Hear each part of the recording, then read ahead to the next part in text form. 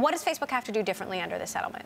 So as part of this settlement, which the ACLU says is sweeping changes to the platform, now ads for housing, employment, and credit will not be able to be targeted specifically based on people's gender or their zip code or their age.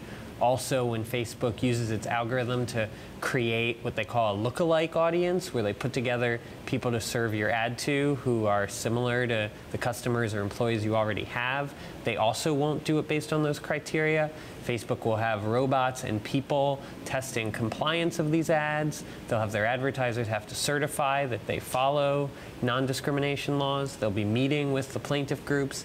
They'll make it so that if you're looking for housing, you'll be able to do a search of all the ads other people are able to see for housing, even if they're not targeted to you. Now, Sheryl Sandberg in a statement said today's changes mark an important step in our broader effort to prevent discrimination and promote fairness and inclusion on Facebook. Facebook was under a lot of pressure to resolve this. I mean, you know, the NBC has called for NAACP has called for Facebook boycotts.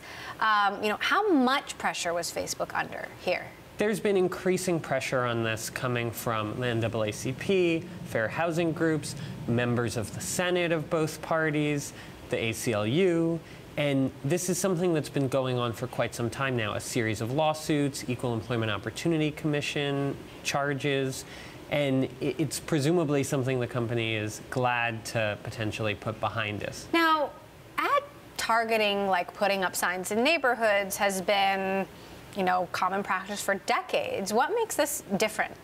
So Facebook has argued that there are situations where it's helpful to target ads to particular audiences.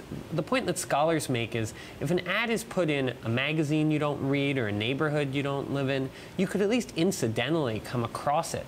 But on the internet, if you're digitally redlined out of it, so to speak, if the job is only posted there, it could essentially be impossible for you to ever even know about a job that you might be qualified for, even if you're not the type of person, so to speak, that the employer was looking to hire. Could the removal of some of these lines impact other kinds of advertising?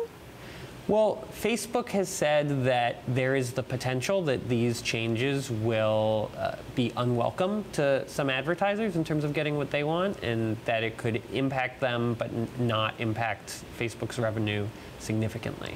Does this end all of the lawsuits, or are there still disputes out there simmering? There is still simmering, escalating litigation against some of the companies that allegedly advertised in a discriminatory way on Facebook. So named defendants like Amazon and T-Mobile, a class of arguably hundreds of advertisers, they have a hearing in court next month.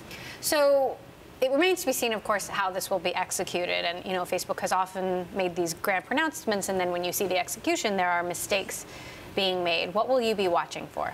Well, they're going to be meeting with the plaintiff groups, including the Communications Workers of America Union, which is separately in a coalition calling for the breakup of Facebook.